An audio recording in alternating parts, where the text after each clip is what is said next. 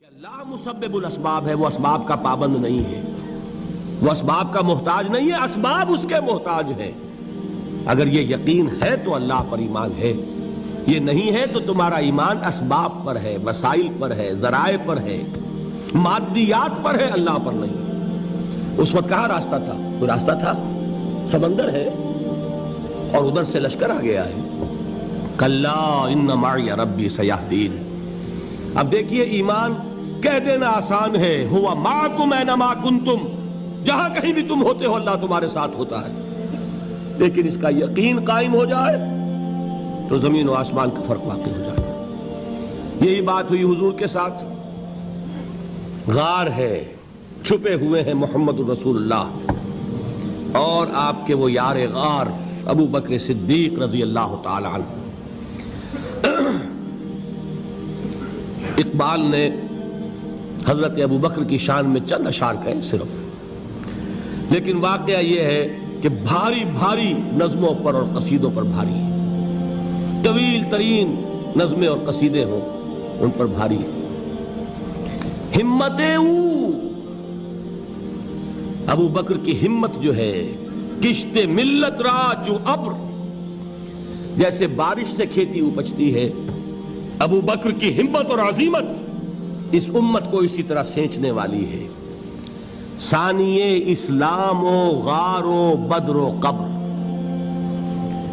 وہ دوسرے تھے اسلام میں، دوسرے پہلے کون تھے؟ انا اول المومنین، حضور فرماتے ہیں سب سے پہلا ایمان لانے والا میں، دوسرے ابو بکر۔ ویسے ہمارے ہاں یہ چلتا ہے اختلاف، حضرت علی پہلے ہیں کہ حضرت ابو بکر پہلے ہیں، لیکن اس میں بڑی خوبصورت تطبیق قائم کی ہے علماء نے اور بہت صحیح ہے۔ چار کے بارے میں فیصلہ ہی مت کرو کہ کون پہلے ہے، ان کی ایک عجیب تقسیم کر دی ہے۔ آزاد مردوں میں، بالغ مردوں میں سب سے پہلے ابو بکر، بچوں میں سب سے پہلے علی، خواتین میں سب سے پہلے خدیجہ، اور غلاموں میں سب سے پہلے زید ابن حارثہ۔ بڑی پیاری تقسیم ہے، یہ چاروں ہی پہلے ہیں، ہر ایک کے لیے اولیت ہے۔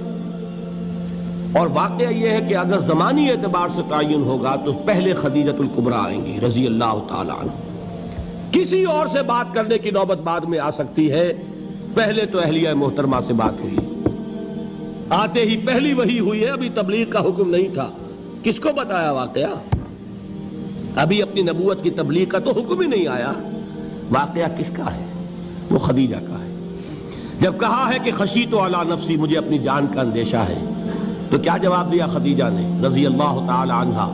وہ صدیقۃ الکبریٰ ہے۔ صدیقات جو ہیں خواتین، ان میں چوٹی پر خدیجۃ الکبریٰ ہے رضی اللہ تعالی عنہا، اور صدیق جو مرد ہیں ان میں صدیق اکبر ہے ابو بکر صدیق رضی اللہ تعالی عنہ، لیکن صدیقات میں چوٹی پر۔ جب حضور نے فرمایا خشیت علی نفسی، کیا فرمایا؟ کیا عرض کیا؟ کیسے تسلی دی؟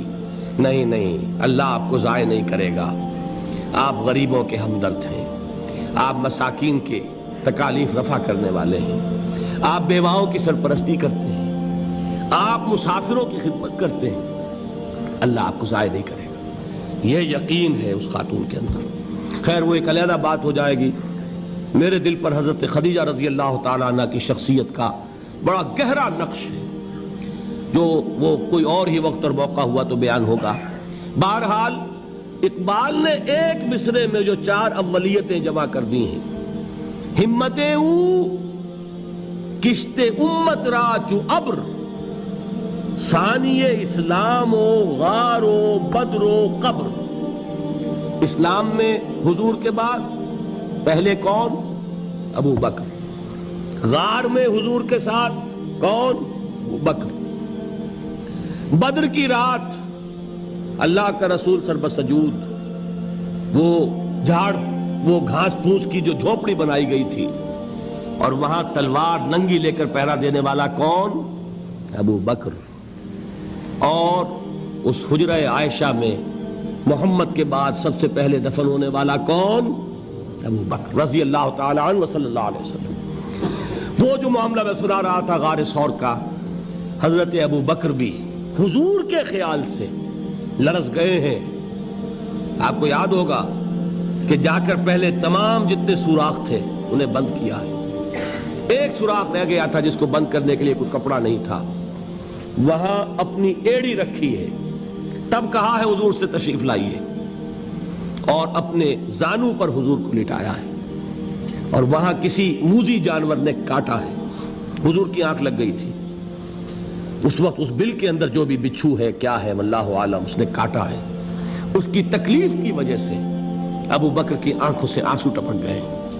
حضور کے چہرے مبارک پر پڑے ہیں تو حضور جاگے ہیں, معاملہ کیا ہے. ایڑی نہیں ہٹائی وہاں سے, مبادا وہ جانور وہاں سے نکل کر محمد الرسول اللہ کو کوئی گزن پہنچا دے. ابو بکر کی ایڑی ہے, جس طرح چاہے کھا لے, ختم کر دے, جان نکل جائے تب کوئی آنچ آئے محمد پر تو آئے, لیکن جیتے جی نہیں. وہ ہے ابو بکر حضور کے خیال سے. اس وقت حضور نے پھر اپنا لعاب دہن لگایا ہے اور اس سے پھر آپ کی تکلیف ختم ہوئی. جیسے خیبر میں حضرت علی کی آنکھ دکھ رہی تھی, اس کو جو شفا حاصل ہوئی ہے وہ بھی حضور کے لعاب دہن سے ہوئی. تو بہرحال اس وقت انہوں نے کہا ہے کہ اے نبی یا رسول اللہ, اگر اس وقت ان میں سے کسی نے غیر ارادی طور پر بھی اپنے قدموں کی طرف جھانک لیا تو پکڑے جائیں گے. کیا جواب تھا اللہ کے رسول کا؟ لا تحزن ان اللہ معنا. اللہ ہمارے ساتھ ہے, کیوں گھبراتے ہو ابو بکر. یہ ہے ایمان باللہ, میرا مالک اللہ, میرا رازق اللہ, میرا محافظ اللہ, میرا مددگار اللہ, میرا پشت پناہ اللہ, میرا دوست اللہ. یہ دوستی ہے اللہ کی جو لب لباب ہے, حاصل ہے ایمان کا. اسی کا نام ولایت ہے. اولیاء اللہ کے سروں پر سینگ نہیں ہوتے. جس کے دل میں ایمان راسخ ہو چکا ہو وہی اللہ کا ولی ہے. جسے اللہ پر یقین ہو چکا ہے وہی اللہ کا ولی ہے. جسے یقین ہے اللہ میرے ساتھ ہے, میرا مددگار, میرا پشت پناہ, میرا ساتھی, میرا دوست, میرا محبوب, میرا محب. اللہ اہل ایمان سے محبت کرتا ہے. واللہ یحب الصادقین. ان اللہ یحب الذین یقاتلون فی سبیلہ صفا کانہم بنیان مرصوص.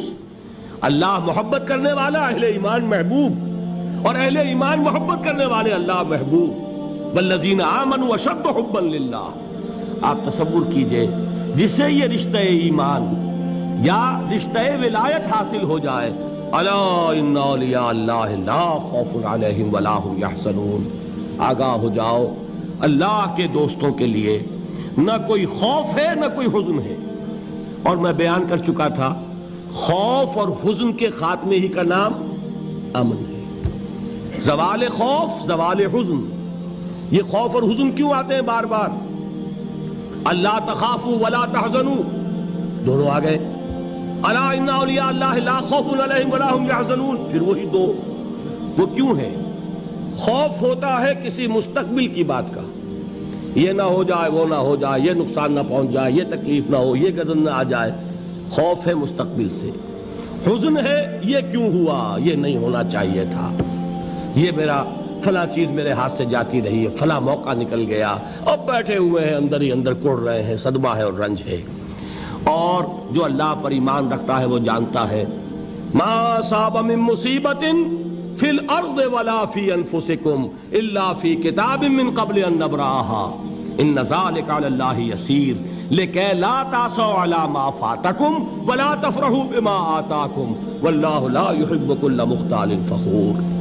اس زمین میں یا تمہاری جانوں میں کوئی تکلیف, کوئی مصیبت نہیں آ سکتی سوائے اس کے کہ جو اللہ نے لکھ دی ہو, اس سے پہلے کہ وہ ظاہر ہو.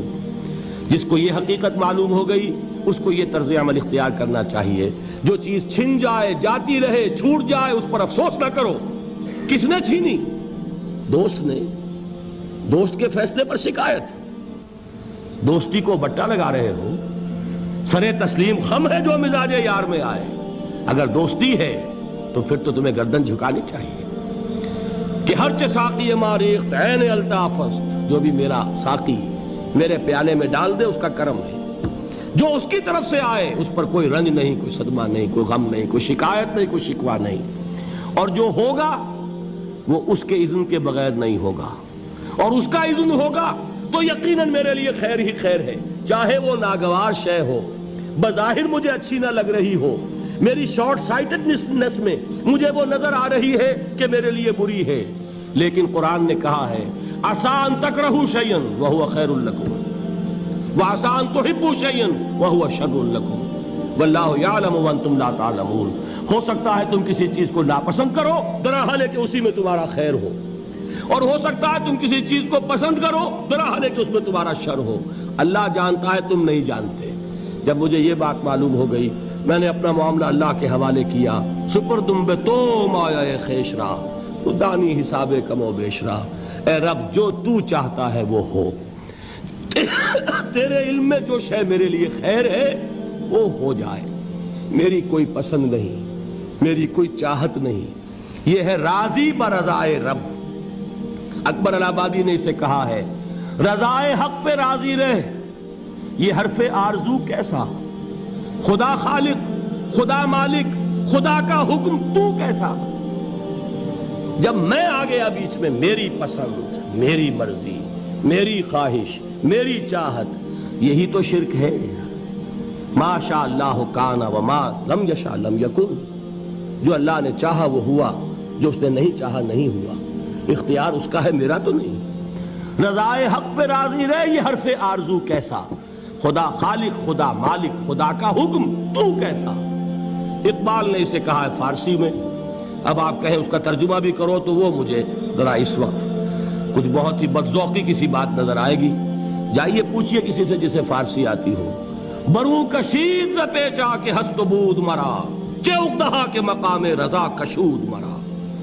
مجھے تو تمام پیچ و خم سے نکال دیا اس مقام رضا نے، میں راضی برضائے رب ہوں، جو فیصلہ اس کا میں اس پر راضی۔ تو کہاں کا حزن اور کس کا خوف، یہی زوال حزن اور زوال خوف، یہی ہے امن، یہ نتیجہ ہے ایمان کا۔ تو جان لیجئے یہ ہے لب لباب، یہ ہے حاصل ایمان کا، یہ ہے تو ایمان ہے، یہ نہیں ہے تو ایمان نہیں۔